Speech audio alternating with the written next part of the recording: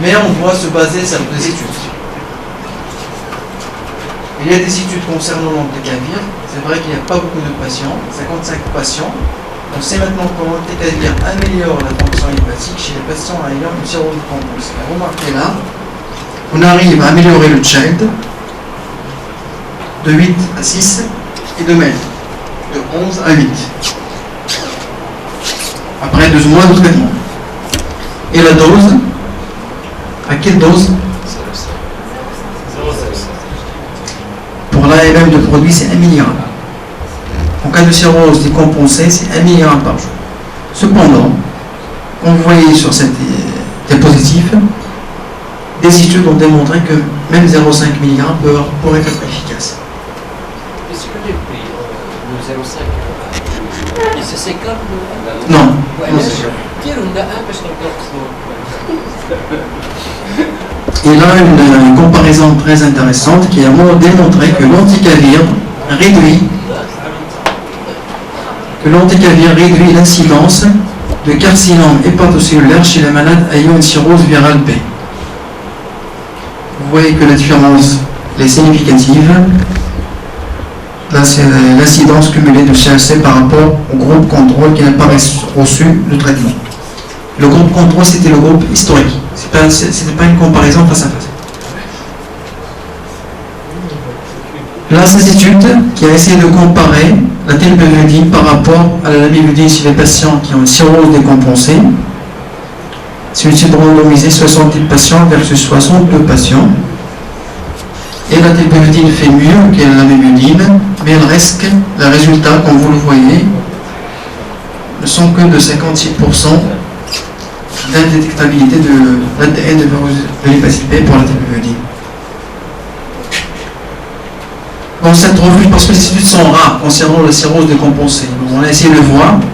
Il y a cette étude qui a fait une revue de la littérature, qui ont essayé d'étudier les différentes molécules chez les cirrhotiques décompensés, que ce soit la lamivudine, l'adéfovir, l'anticavir. Là, c'est l'étude anticavir versus adéfovir. Là, c'est le tenofovir versus le tenofovir plus c'est le Truvada versus anticavir. Les dernières études, je vous ai montré tout à l'heure, c'est telbuvudine versus lamivudine. Ce qu'on voit ici, donc on va s'intéresser aux dernières lignes. Pour la lamivudine, elle entraîne une négativation de la charge virale chez plus de 80% de patients. Cependant, le risque de résistance est de 27%. Pour l'adéfovir, le risque de résistance est de 2%. Il améliore le MED, mais on n'a que 60% d'ADN indétectable après un an de traitement. Pour l'anticavir, on a les meilleurs résultats. 90% des patients ont un ADN indétectable à un an. Amélioration de MED. Amélioration du score de Child, la survie presque de 90% et zéro résistance. La même chose ici, c'est les meilleures molécules pour traiter les cirrhoses décompensées, c'est le tenofovir, l'anticavir ou l'association tenofovir plus ventrecitabine. Il y avait zéro résistance. Cependant, pour la telbuvudine, comme vous le voyez ici, il y avait quand même 27 cas de résistance. Donc, finalement, les recommandations, selon les recommandations européennes, en cas de cirrhose compensée, si on a un ADN détectable, on traite quel que soit le taux d'alate. On peut choisir soit l'anticavir, soit le tenofovir, peut-être la telbuvudine, mais l'interféron, il faut savoir l'utiliser parce qu'il y a un risque de réactivation et le cytolyse hépatique importante et un risque de décompensation hépatique. Par contre, pour la cirrhose décompensée, le traitement devient urgent, l'interféron est contre-indiqué et les meilleurs traitements, c'est soit le tenofovir, soit l'anticavir. Sinon, c'est l'association, c'est la bithérapie. Si on décide de mettre la lamivudine ou la télévudine, il faut rajouter la défovir pour éviter le risque de résistance dès le départ.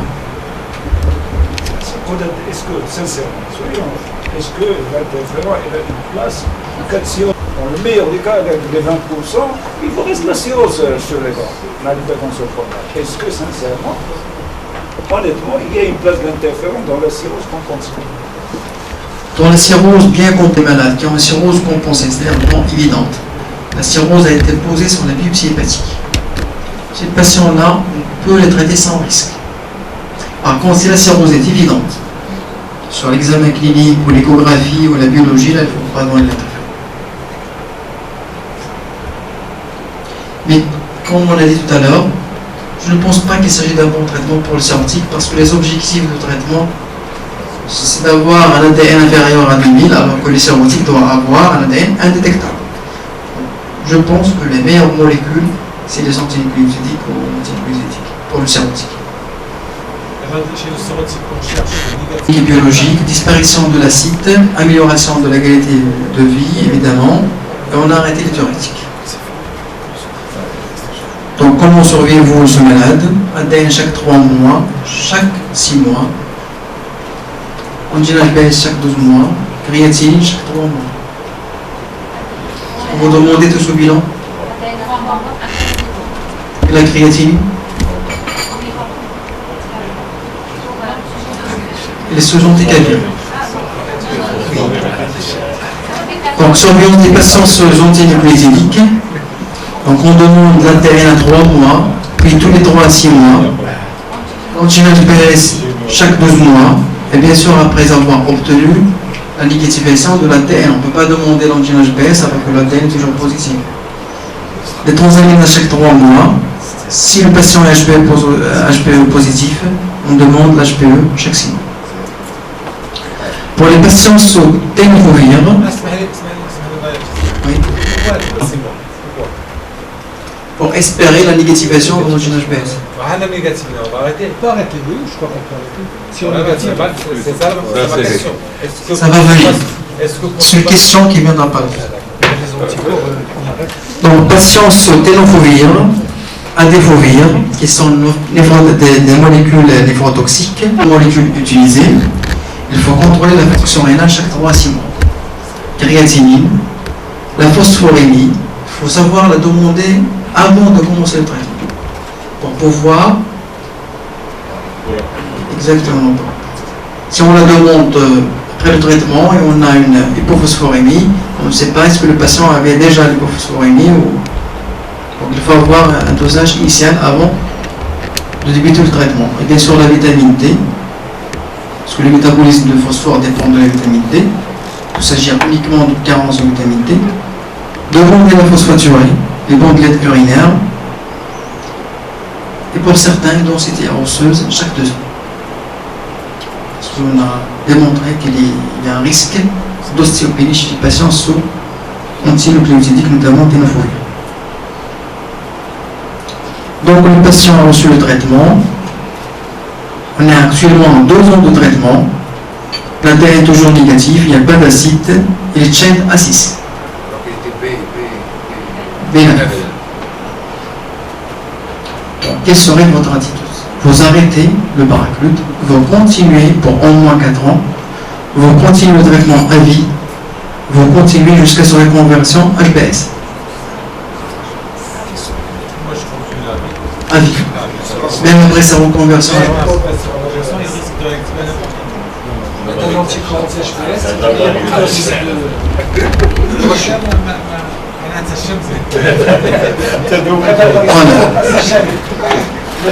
Pour les cirrhoses décompensées, on ne peut pas arrêter le traitement. Pour les cirrhoses compensées, on peut arrêter le traitement si on obtient la reconversion. Ça dépend de l'état initial du patient. Ça sert à rien. Ça sert quand même. Je veux dire, à part la créatinine, je parle de et on peut au moins rassurer le patient. Il y a un malade qui est cirrhotique, je lui ai dans 0,5 ou là 1 mg. Personnellement, le patient a été traité par 0,5 mg.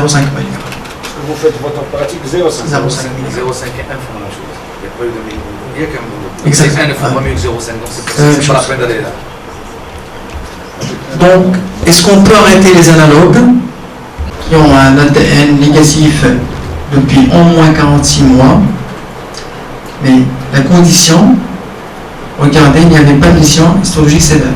On sait que si on a une réactivation sur un fibrose sévère, c'est fatal pour le patient.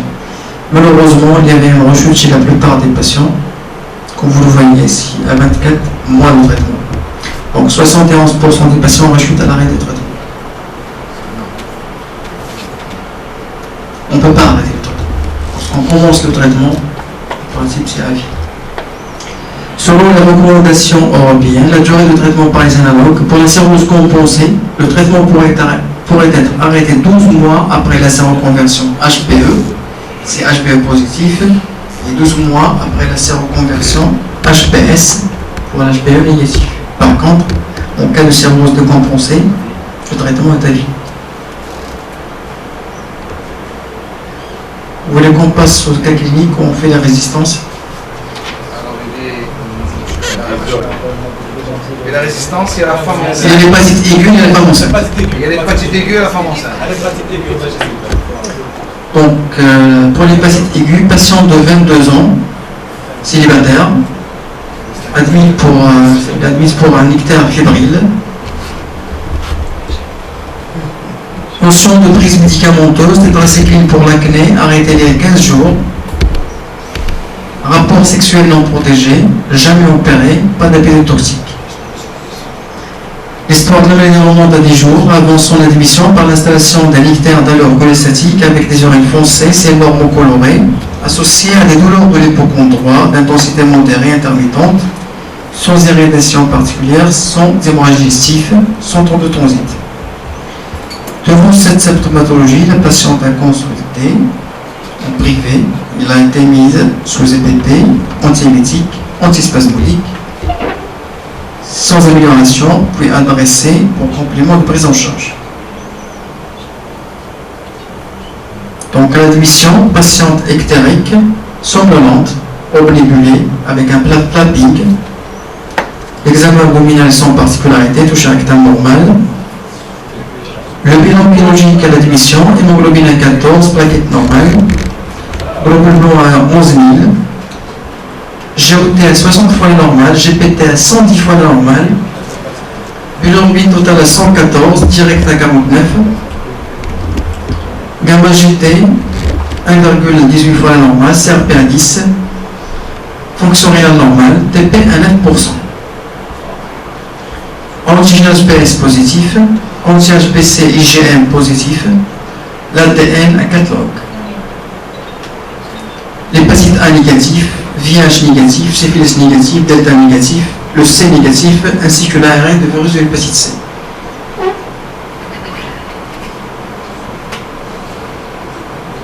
L'écho abdominal, foie de taille normale, donc l'échographie finalement est normale, il n'y a pas d'épanchement intrapéritonéal. Finalement, c'est une hépatite fulminante et virale B. Donc, quelle serait votre attitude? Hospitalisation en unité de soins intensifs et traitement uniquement symptomatique. Hospitalisé en unité de soins intensifs et démarrer un traitement antiviral. Là, en France, c'est un malade qui a la greffe. Les azat à 2 fois la normale.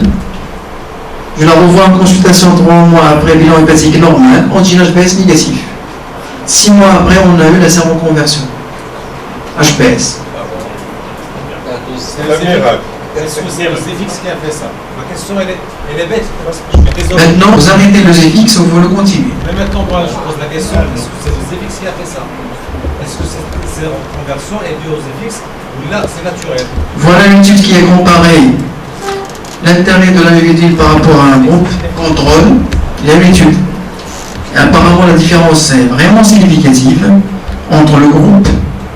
Et c'était 95 malades contrôle contre 541 patients traités. C'est énorme quand même. Et la différence était vraiment significative entre les deux groupes concernant l'amélioration et le décès. Il y avait uniquement 28% dans le groupe de patients traités. Finalement, le ZFX peut améliorer ces patients. Et nous, chez cette patiente, malheureusement, comme vous le savez, lorsqu'on nous demande l'ADN de virus de l'hépatite B, il faut attendre 10 jours pour l'avoir. Nous, ce qu'on a fait, on a demandé l'ADN, on a commencé le ZFX sans attendre les résultats. C'est peut-être une petite remarque. Je vais donner un anticipation tout à l'heure. Un petit éclaircissement. Si on n'a pas l'ictère, on a une maladie de douleur abdominale, des vomissements. Là, on ne pensera pas à une hépatite aiguë. Si on n'a pas l'ictère, ça peut arriver à tout le monde. Si on n'a pas l'ictère, donc quand on a l'ictère, c'est évident. Il y a des signes échographiques, Les signes échographiques d'hépatite. Mais dans les consultations, il n'y a pas un médecin privé. Tous les médecins ne font pas d'échographie. Mais quand on n'a pas l'ictère, c'est pas évident le diagnostic. C'est pas évident. Il faut y penser. Oui. Il y a aussi l'appendicite. Moi, j'ai des épigastralgies. 2 jours après, ils m'ont fait un syndrome appendiculaire. Finalement, on dit aux patients s'il n'y a pas d'amélioration après 24-48 heures, il faut revenir. Notez, ce qu'on pratique, je pense qu'il y a des patients particuliers, un syndrome de grippal qui ne répond pas, un syndrome digestif qui ne répond pas, il faut au moins demander transaminase. À mon avis, transaminase. Là, qui ne répond pas. Qui ne répond pas, bien sûr. Et pas d'emblée. De prime, voilà, de prime abord, c'est évident. Moi, je dirais plus une température. Chez un gastro, il faut demander le transaminase. Moi, je crois, numération C après transaminase, c'est un minimum de bilan. Premier bilan. Je crois.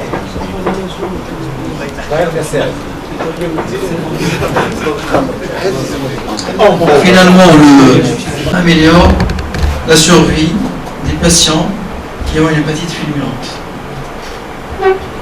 Et voilà la recommandation. Maintenant, est-ce qu'on va arrêter le ZFX ou pas? On arrête après la séroconversion. Juste après ou il faut du temps? C'est sur l'indication, c'était l'hépatite fulminante. Comme il n'y a plus d'hépatite fulminante. S'il n'y a pas de risque de réactivation après? C'est sur hépatite? On verra. On ne peut pas savoir s'il va encore marcher une fois si on a introduit. Il a marché la première fois, ça a marché, mais il faut arrêter juste après la négativation ou laisser un gros contrôle sous. Après la séroconversion, on peut arrêter. Donc, guérison. Comment il le prend de malade? Sonde gastrique. Par la sang. Ouais. La question pour la 12 mois après la séroconversion, c'est valable pour les hépatites chroniques. C'est valable pour l'hépatite chronique. Est-ce que c'est valable aussi pour l'hépatite aiguë? Je parle de l'hépatite aiguë. Même tout à l'heure, c'était la même chose pour les hépatites chroniques.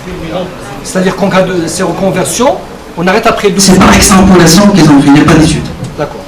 C'est par extrapolation à l'hépatite chronique qu'ils ont émis ces recommandations. Donc ils disent que l'anticavir et l'octomifovir seraient les meilleures molécules pour qu'on a choisir. On peut administrer le varaclude, il serait mieux de l'administrer. Mais il n'y a pas d'étude là-dessus.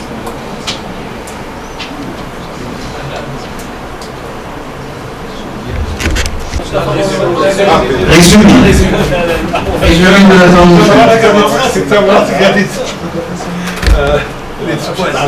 voilà l'algorithme de la femme enceinte. Pour les femmes enceintes, l'agent anti-HBs positif, si l'ADN est supérieur à 200 000, ou échec de sérovaccination à une grossesse précédente. Quelle que soit la charge virale, il faut instaurer un traitement.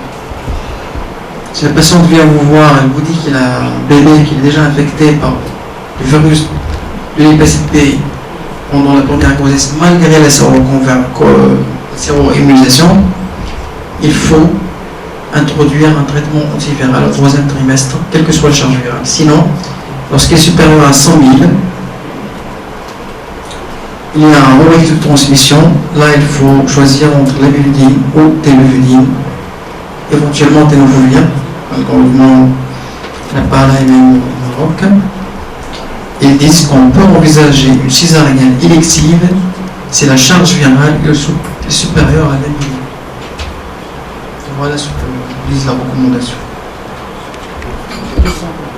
Par contre, si l'ADN est inférieur à 200 000, avec un succès de sérovaccination antérieure, il y a un risque faible de transmission. Là, on recommande uniquement la sérovaccination dans les 12 heures à la naissance et 2 injections de rappel à 1 et 6 mois.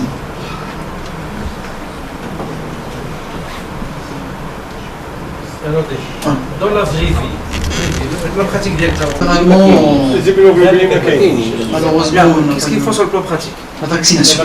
Ça se fait systématiquement? C'est systématique. Est-ce que C'est systématique sur notre demande. Généralement, nous, en consultation, on donne des lettres aux patientes pour revoir leur gynécologue et leur pédiatre pour être Pour le vaccinés moment, on se contente de la vaccination. pour la vaccination rapidement à la naissance. Ça marche, paraît-il. 40% de protection. D'après Les gamins, c'est donc c'est ce qui est riche, mais Ouais. ça faut On a essayé, non. Il n'y a pas de possibilité de le savoir.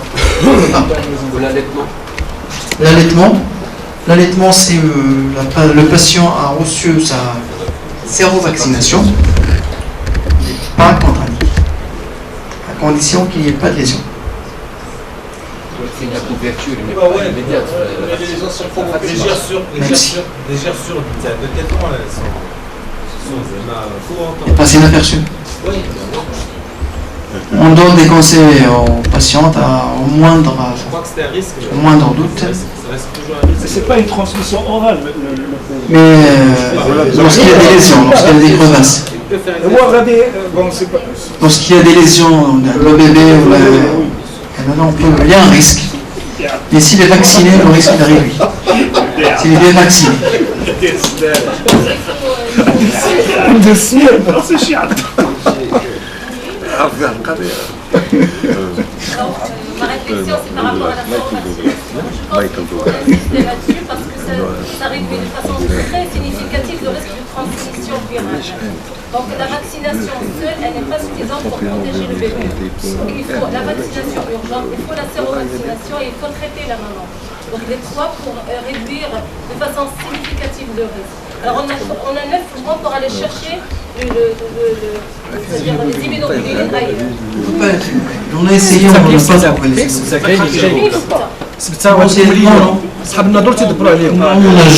On n'a jamais pu avoir les immunoglobulines parce qu'il existe un milieu hospitalier. Non, on ne peut pas.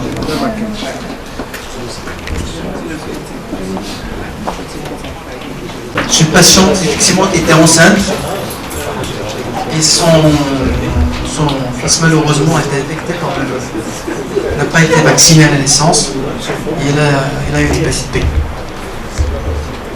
HPV positif et C positif. C'est la même prise en charge de chez nous. Généralement, il faut se patienter sur le seul traitement qui est autorisé sur l'enfant, c'est l'alléludia et la défense. Et l'interférence standard. C'est par rapport à la surface corporelle. Par rapport à la surface. C'est 3 mg par mètre carré. Pour le 2 ans.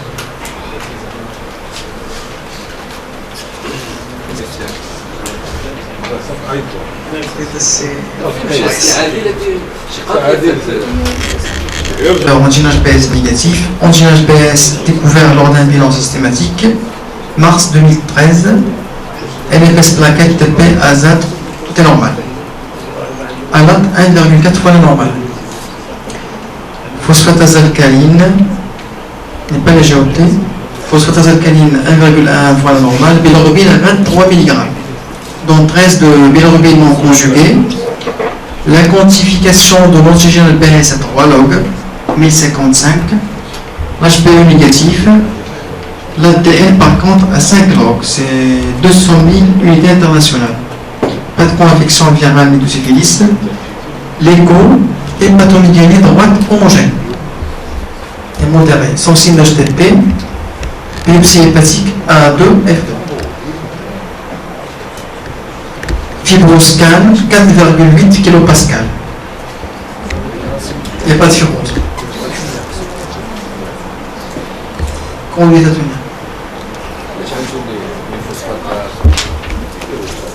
Ça fait, j'attends, je pense de la salle. Il parlera surtout la bilirubine. C'est Gilbert.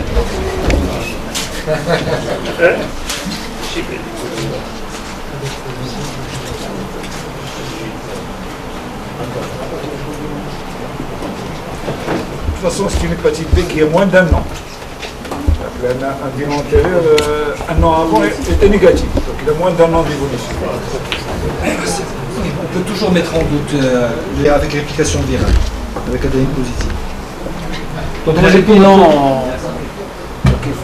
les bilans antérieurs, est-ce que la bilirubine a toujours été j'ai pas vu. Mais ce que j'ai vu, c'est l'antigène qui était négatif. Mais il ne ferait pas un F2 en 1 an. Vous avez raison. Il ne ferait pas un F2 en 1 an. Oui, F2, on peut relativiser parce que quand on lit le rapport d'impact de près, il y a 3 espaces portes. Même le fibroscan, il n'y a pas de...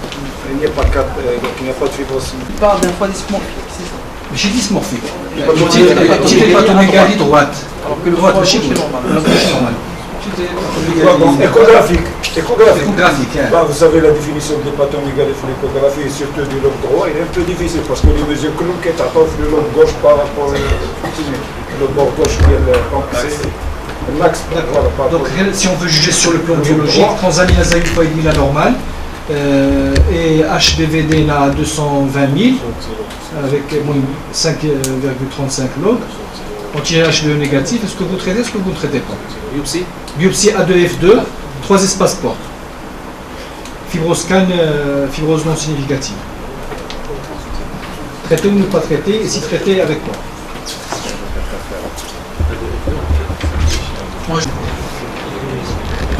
Bon, bilan de Moulis pour la bilirubine qui est vraiment élevée à 23.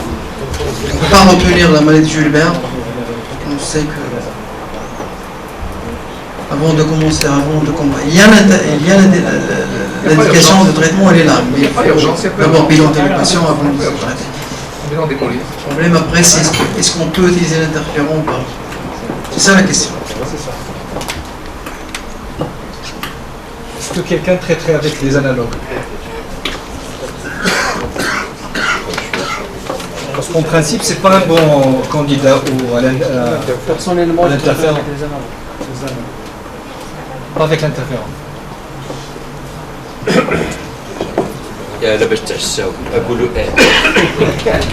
Merci.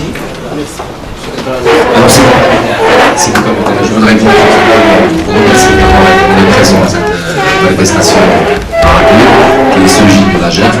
Mais j'ai eu un petit éclaircissement en ce qui concerne le remboursement de Baraclude.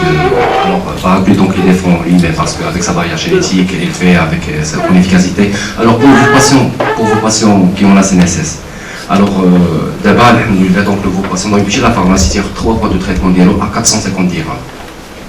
À 153 dirhams par boîte. Ou bien ici, il prend le tiers payant. Le tiers payant, effectivement. Donc, alors, c'est très important pour vos patients qui ont la CNSS. Pour les fémopistes, c'est 100%. Par contre, j'ai entendu en ce qui concerne la télbuvudine. Alors, vous pouvez même, la télbuvudine n'est pas remboursée à ce jour, donc c'est un faux message qui est véhiculé. Et vous pouvez se rassurer sur le site de la NAM. Aucun produit n'est remboursé. Pour les produits, par contre, il y a l'OK favorable, parce qu'il y a 30 produits de presse qui ne sont pas remboursés. Mais il a le bloqué favorable. Mais si vous rentrez sur le site ANA, il n'y a pas de remboursement à ce jour-là. Merci beaucoup. Merci Aziz pour ces éclaircissements. Donc merci à tous les présents. Merci au professeur Akoulet pour cette animation scientifique très très intéressante et très réussie. Et je vous souhaite Ramadan Moubarak, parce que probablement on ne pourra pas se voir tous. Et on vous donne rendez-vous au milieu du mois de Ramadan, Inch'Allah, Fès. Merci. Et bien sûr, tout le monde est convié au dîner. Alors, il faut suivre les deux. C'est à côté, donc ça vous le réalisez